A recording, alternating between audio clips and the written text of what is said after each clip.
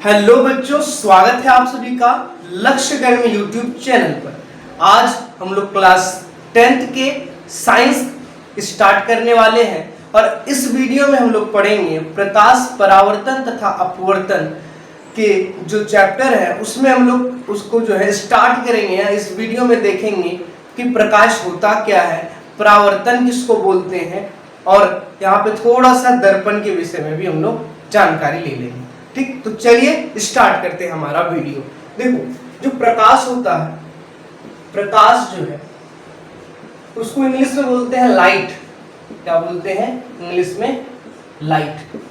ये प्रकाश होता क्या है, जैसे कि हम अगर एक बंद कमरे में आपको ले जाएं, वहां पे पूरा जो है लाइट सारा जो है ऑफ कर दें, तो वहां पे जब हम ले जाएंगे और जब बोलेंगे आपको कि क्या कुछ दिख रहा है, तो बिल्कुल नहीं दिखेगा क्योंकि सारा जो है अंधेरा है।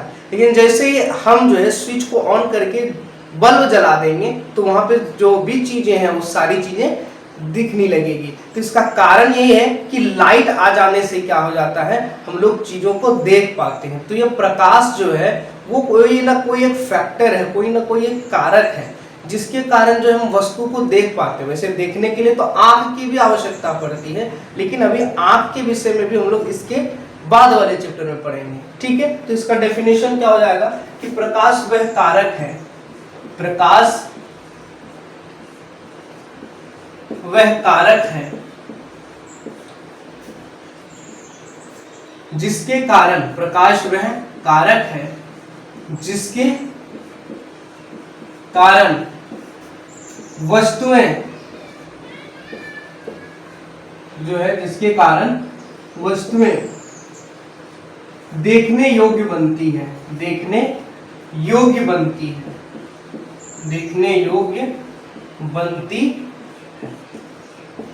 इसमें एकदम से कंफ्यूज नहीं होना है क्योंकि आंख जो है, आंख जब तक रहेगा नहीं तो कोई चीज देख ही नहीं सकते। लेकिन ठीक है, आंख के विषय में ही हम लोग पढ़ेंगे इसके बाद वाले चैप्टर में। लेकिन आंख है लेकिन लाइट ही नहीं है, तो क्या अंधेरे में दिख रहा था आपको? नहीं दिख रहा था ना। तो पहले लाइट के विषय में पढ़ लेते हैं, लाइट के फिनोमिनास को पढ़ लेते हैं, फिर हम लोग चलेंगे जो इसके अगले वाला चैप्टर है वो है मानव नेत्र तथा रंग बिरंगा संसार। उसमें हम लोग आंख के बारे में पढ़ेंगे। ठीक, तो इसका डेफिनेशन क्या हो जाएगा कि प्रकाश वह कारक है जिसके कारण वस्तुएं देखने योग्य बनती हैं। जब तक उसमें प्रकाश नहीं पड़ेगा, वो प्रकाश टकरा करके हमारे आंखों में नहीं आएगा, तब तक हमें कोई भी वस्तु नहीं दिखेगी। ठीक, तो प्रकाश वह कारक है जिसके कारण वस्तुएं देखने योग्य बनती है। कुछ कुछ इंपॉर्टेंट बातें हैं उसको यहाँ पे नोट कर लीजिए कि प्रकाश की जो चाल है, प्रकाश की चाल सबसे ज्यादा जो है, सबसे ज्यादा, सबसे अधिक जो है वो किसमें होता है? निर्वात में होता है। कहाँ होता है? निर्वात में होता, निर्वात में होता है सबसे ज्यादा इसका चाल। कितना होता है सर? 3 × 10⁸ मीटर पर सेकंड होता है। यानी कि 3 × 10⁸ मीटर पर सेकंड जो है वो क्या होता है, उसका चाल होता है सबसे ज्यादा। कहाँ पे? निर्वात में, या फिर बोल सके तो वायु में। वायु और निर्वात जो हम लोग सेम ये भी मान करके चलते हैं। ठीक, चलो बहुत अच्छी बात है। प्रकाश जो है, प्रकाश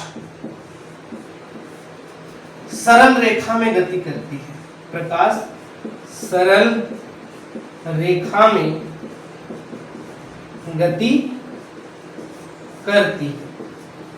प्रकाश क्या करती है? सरल रेखा में गति करती है। ठीक, तो ये प्रकाश वह कारक है जिसके कारण वस्तुएं देखने योग्य बनती है। प्रकाश की चाल सबसे अधिक निर्वात में होता है। कितना होता है? 3 × 10⁸ मीटर पर सेकंड होता है। प्रकाश सरल रेखा में गति करती है। प्रकाश जो है इस तरीके से सरल रेखा में गति करती है और ये वाली रेखा को हम लोग बोलते हैं प्रकाश की किरण। इसी को क्या बोलते हैं? प्रकाश की किरण। आई होप कि यहाँ तक आपको समझ में आ गया है। इसका स्क्रीनशॉट ले लीजिए, फिर हम इसको मिटाएंगे। हम लोग देखते हैं प्रकाश का परावर्तन। तो प्रकाश का परावर्तन क्या होता है, जरा सा ध्यान से देखिएगा। जैसे ये एक सतह है, ये क्या है? एक सतह है। ठीक, इस सतह का नाम होता है परावर्तक सतह। सारा चीज का नाम मैं आपको बताता जाऊंगा। यह है परावर्तक सतह।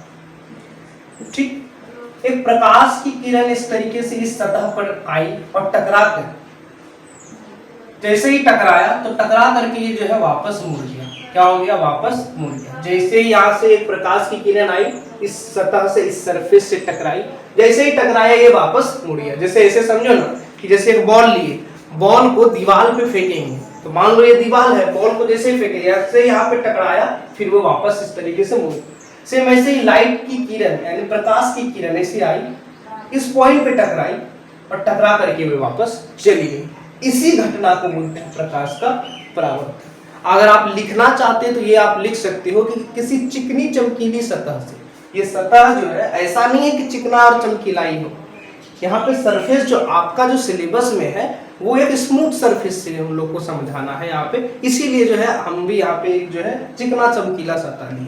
लेकिन ऐसा नहीं है कि खुरदुरा सतह लेंगे तो नहीं होगा, उसमें भी होगा। ठीक, तो यहाँ पर आपके सिलेबस में है, इसीलिए मैं आपको यहाँ पे बता रहा हूँ। तो अगर आप चाहते हो तो डेफिनेशन लिख लो कि किसी चिकनी चमकीली सतह से प्रकाश टकरा कर वापस अगर मुड़ जाती है तो उस घटना को प्रकाश का परावर्तन कहते हैं। अब यहाँ पे मेन बात ये है कि सबका नाम क्या है। देखो, इसका नाम तो परावर्तक सतह हो गया। ये जो किरण है जो आ रही है उसको बोलते हैं आपतित किरण। क्या बोलते हैं? आपतित किरण जो आ रही है। ठीक, अब परावर्तन होने के बाद ये वाला किरण जा रही है तो इसको बोलेंगे क्या? परावर्तित किरण। कौन सा किरण? परावर्तित। ठीक, अच्छा, इस पॉइंट पे टकराई ना तो ये पॉइंट स्पेशल हो गया, इसलिए इसका नाम पड़ गया आपतन। आपतन बिंदु। क्या हो गया इसका नाम बाबू? आपतन बिंदु। इस पॉइंट से इस सतह पर एक 90 डिग्री खींचते हैं, यानी कि एक अभिलंब खींचते हैं। क्या खींचते हैं? एक लंब या बोलो तो अभिलंब।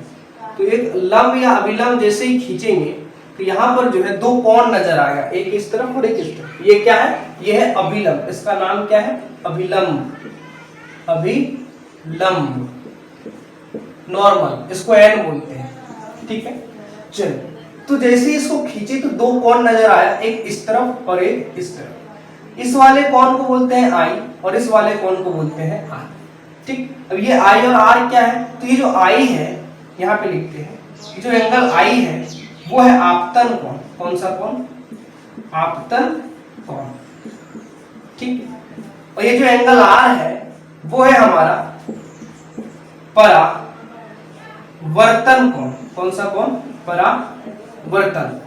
तो इतना ही बात इसमें समझना था कि जब एक सतह से प्रकाश की किरण आकर के किसी पॉइंट पे टकरा करके वापस मुड़ जाती है तो उस घटना को प्रकाश का परावर्तन कहते हैं, और उस सतह को परावर्तक सतह कहते हैं। आने वाली किरण को आपतित किरण, जाने वाली किरण को परावर्तित किरण। जिस पॉइंट पर आपतित किरण पड़ी थी उसको आपतन बिंदु। ठीक, और आपतन बिंदु से हम अगर इस सतह पे अभिलंब खींचते हैं, इसको अभिलंब बोलते हैं। जैसे ही खींचेंगे दो कोण नजर आएगा, एक आई और एक आर। आई को बोलते हैं आपतन कोण, आर को बोलते हैं परावर्तन कोण। अब बहुत कोई जो है यहाँ पे कंफ्यूज कर जाएंगे कि सर आपतन कोण परावर्तन कोण कैसे हम पहचानेंगे कि इधर वाला है उधर वाला। आज तो आपने देखा वीडियो, जान गया, कुछ दिन के बाद आप भूल जाओगे।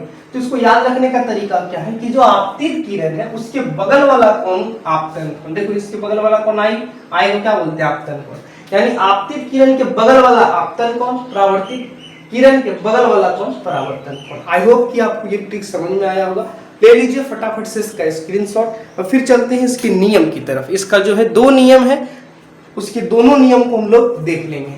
ले लिया स्क्रीनशॉट? चलिए, अब इसको जो है हम मिटा देते हैं। अब हम चलते हैं, आपको बताएंगे इसके 2 नियम के बारे में। ये 2 नियम जो मैं बताने जा रहा हूँ बहुत ज्यादा इंपॉर्टेंट है, इसको आप नोट कर लीजिएगा और इसको याद कर लीजिएगा। जो पहला नियम है वो है कि आपतित किरण, आपतित किरण, परावर्तित किरण, परावर्तित किरण तथा आपतन बिंदु पर, आपतन बिंदु पर डाला गया अभिलंब, डाला गया अभिलंब तीनों एक ही तल में होते हैं। तीनों एक ही तल में होते हैं, तीनों एक ही तल में होते हैं। ठीक, क्या है कि आपतित किरण, परावर्तित किरण तथा आपतन बिंदु पे डाला गया जो अभिलंब है वो तीनों एक ही तल में होते हैं। मैं बार बार उस तरफ इसलिए जा रहा हूं ताकि देख पा रहा हूं कि यहाँ पे जो है जो लिख रहा हूं क्लियर दिख रहा है कि नहीं, कैमरे पे वही देख रहा हूं। ठीक, तो आपतित किरण, परावर्तित किरण तथा आपतन बिंदु पे डाला गया जो अभिलंब है वो तीनों एक ही तल में होता है। तल क्या होता है सर? जैसे ये बोर्ड का जो ये सरफेस दिख रहा है ये एक तल है, फिर थोड़ा सा ऊपर ये एक दूसरा तल है, फिर थोड़ा सा ऊपर ये दूसरा। ऐसे नहीं समझ में आ रहा? जैसे ये आपका बुक है, साइंस का बुक लेकर के मैं भी बैठा हुआ हूँ। ये जो बुक है, इस बुक में देखो ये वाला जो पेज है ये एक तल है। ये क्या है? एक तल है, लेकिन ये उसके नीचे वाला दूसरा तल है, ये वाला दूसरा तल है। ठीक, इस तरीके से ऐसे बहुत सारे तल मिल करके जो है कोई सरफेस बनता है। ठीक है, चलिए दूसरा जो है, दूसरा हमारे पास जो नियम है वो है कि आपतन कोण, कौन सा कोण? आपतन कोण जो एंगल आई होता है वो बराबर होता है किसके? परावर्तन कोण। किसके कोण के? परावर्तन कोण जो एंगल आर है उसके बराबर होता है। ये बहुत ही ज्यादा इंपॉर्टेंट है, यानी कि जितना आपतन कोण होगा उतना ही परावर्तन कोण होगा। ठीक, जितना आपतन कोण होगा उतना ही परावर्तन कोण होगा। अगर यदि मान लो एक सरफेस है, ठीक, ये इसका विलंब है, ये 30 डिग्री पर आपतित किरण आई है, तो जो टकरा करके वापस मुड़ेगी तो ये भी 30 डिग्री से ही मुड़ेगी। ये आई और आर है, आई और आर क्या होता है? बराबर। अगर 30 डिग्री आपतन कोण है तो परावर्तन कोण भी 30 डिग्री हो जाएगा। आई होप इसका नियम आपको समझ में आ गया। फटाफट से ले लो स्क्रीनशॉट। फिर अब हम लोग चलते हैं दर्पण के विषय में कि दर्पण क्या क्या होते हैं, कौन से दर्पण कितने तरह का होता है, वो सारी चीजें हम लोग देखेंगे। हो गया? मिटा दे, चलो मिटा देते हैं।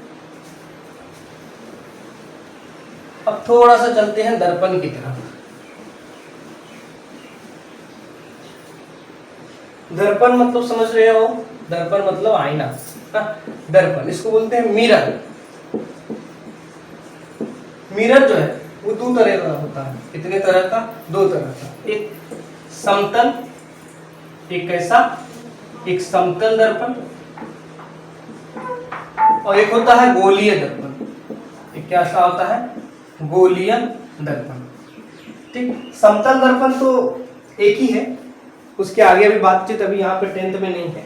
लेकिन गोली दर्पण जो है, गोली दर्पण जो है दो तरीके का होता है।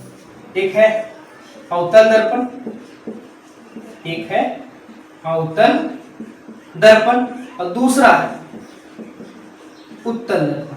दूसरा क्या है? उत्तल दर्पण। अंग्रेजी में भी लिख लो इसका नाम। इसको बोलते हैं प्लेन मिरर। इसको क्या बोलेंगे? Plane mirror. इसको बोलेंगे स्फेरिकल मिरर। Spherical mirror. ठीक, इसको बोलते हैं कॉनकेव, कॉनकेव मिरर। और उत्तल को बोलते हैं कॉन्वेक्स। क्या बोलेंगे? Convex mirror. ठीक, समतल दर्पण कैसे होता है? जैसे इस तरीके से प्लेन, जो घर में हम लोग मुंह देखते हैं अपना, एक तरफ जो है क्या होता है? आईना के एक तरफ जब आप देखोगे पेंट किया हुआ रहता है, कोटिंग किया हुआ रहता है, तो ठीक ये है प्लेन मिरर। गोली दर्पण जो है, गोली दर्पण जो है एक गोले का भाग होता है। किसका? गोले का। जैसे एक गोला है, कांच का गोला है, जैसे हम इसको बीच से काट दिए तो एक ये वाला हिस्सा निकल गया और एक वो वाला। पीछे तरफ क्या करना है? देखो पीछे तरफ रंग करना है, कोटिंग करना है उसको। ठीक, तो पीछे तरफ जो है इसको हम लोग जो है क्या करते हैं? पेंट कर दिए, इसका पीछे तरफ भी और इसका पीछे तरफ। तो जैसे ही हम यहाँ पे जो है यहाँ पे पेंट कर दिए तो यहाँ पे दो दर्पण निकल करके आए, जिसका परावर्तक सतह जो उभरा हुआ है और एक तो का परावर्तक सतह नीचे जो है अंदर की ओर धंसा हुआ है। इसीलिए गोलीय दर्पण दो तरीके का हो गया, एक अवतल और एक उत्तल। तो जिसका जो है, जिसका ये जो है परावर्तक सतह अंदर की ओर धंसा हुआ है उसको हम लोग बोलते हैं अवतल दर्पण। ये जो है अवतल दर्पण जो है, यहाँ ऊपर लिख देता हूँ, अवतल दर्पण ऐसे दिखता है। किस तरीके से? ऐसे। इसका परावर्तक सतह धंसा हुआ होता है। और ये वाला जो दिख रहा है, ये वाला इस तरीके से, ये वाला है उत्तल दर्पण। वो वाला कौन सा दर्पण है? उत्तल दर्पण। तो आई होप कि आपको यहाँ पे दर्पण का जो पार्ट हमने डिवाइड किया वो समझ में आ गया होगा। अब जो है अगले हम लोग वीडियो में हम लोग स्टार्ट करेंगे समतल दर्पण द्वारा प्रतिबिंब कैसे बनता है, उसकी क्या क्या प्रकृतियां हैं, ठीक है। उसकी प्रकृति को पढ़ लेने के बाद फिर अगला वीडियो आएगा जिसमें गोली दर्पण के विषय में पढ़ेंगे, और फिर उसमें हम लोग अलग अलग बांटेंगे कि अवतल और उत्तल दर्पण। अवतल दर्पण से प्रतिबिंब बनाएंगे, फिर उत्तल दर्पण से प्रतिबिंब बनाएंगे, उसकी प्रकृति देखेंगे, तो बहुत मजा आने वाला है।